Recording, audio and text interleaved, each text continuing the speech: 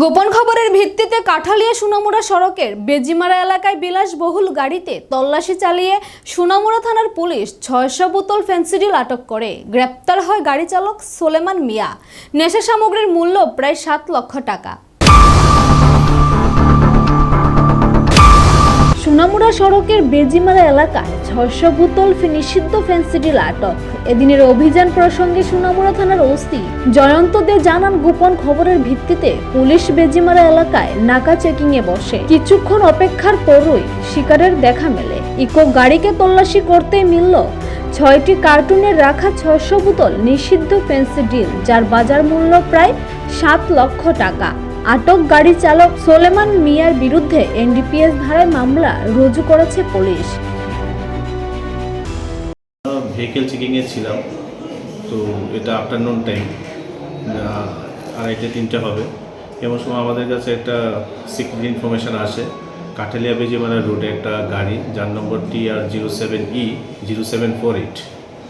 তো গাড়িটা দিয়ে কিছু কন্ট্রাব্যান্ড আইটেমস আসার কথা।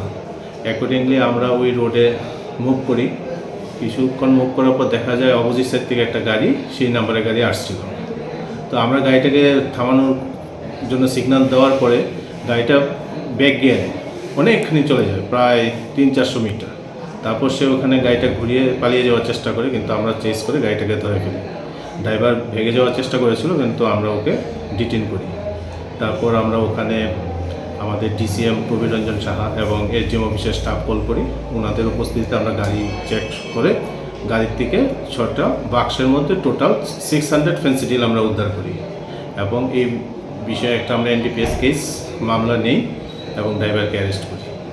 ড্রাইভারের নাম কি? ড্রাইভারের নাম সোলেমান মিয়া, ওর বাড়ি বেজিমারাতে।